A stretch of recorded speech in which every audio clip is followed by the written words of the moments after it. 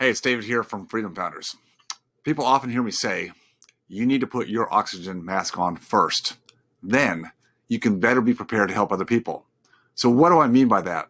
It sounds like I'm telling you to be selfish, to take care of yourself first before you help other people. Now, that's not entirely true. There's things we can do all the time to help other people. And most of the people I'm talking to right here today, you are servants. You definitely want to help people. You do bless people with things that you do to help them in many different regards, whether it's personal or business. What I'm talking about is really being protective about protecting yourself from unknown events that might happen. Well, let's think about it. The whole oxygen mask analogy. When you're on a plane, that's exactly the message you get. In the event of air pressure drop, the oxygen mask will drop. What do you do first? You put yours on first, even though you might have a child or an elderly person or someone 3 rows up who is flailing their arms. But if you don't put yours on first, then you're going to run out of gas, run out of air. By the time you try to help that person, then you're done. Well, same thing if you're going to save person who may be potentially drowning in a pool of water. And instead of making sure that you have your rescue gear, your inflatables, and you just run right in without any additional assistance on your part, and you get out there and the person's flailing and you have nothing else to support yourself while you try to help them, you both could go down. Firefighters, there's a fire, right? And so a firefighter could just get to the place faster if he or she just jumped in a vehicle of any kind and made speed towards the potential fire incident. But what do they do instead?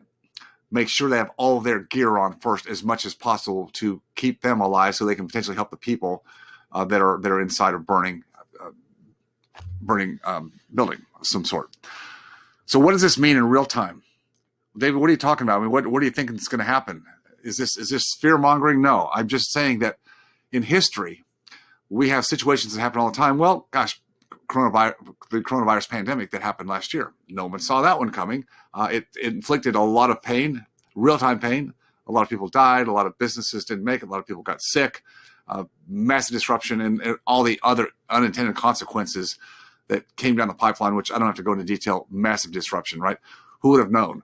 So what things can you do to protect yourself? Well, you could have yourself in the best potential health possible. I mean, a lot of people that didn't do that, those are the people that maybe suffered the most from a virus that, for the most part, to people that were healthy, didn't occur to any great extent. So making yourself healthy, that creates margin in your life, makes your body stronger to fight against potential illnesses or viruses or bacteria infections.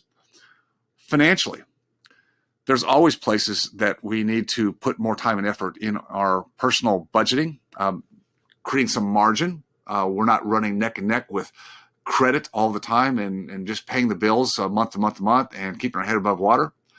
We got to create some margin. So what can you do there? You can look at what you do have financed. You can look at what your debt is currently and say, where could I minimize? Where could I pay some down? Where could I get rid of something that is financed, does have debt, that I could sell and remove the debt completely from that particular situation?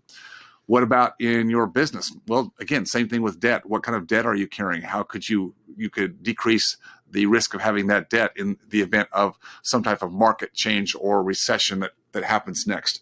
You could look to become a more lean and mean, efficient business machine, if you will. Being careful, not saying don't, but being careful about expanding extensively in a marketplace where, again, I believe the fundamentals of the economy are still very strained. Yes, businesses are back and people are back to work, but understand that artificially this has been brought about by our government.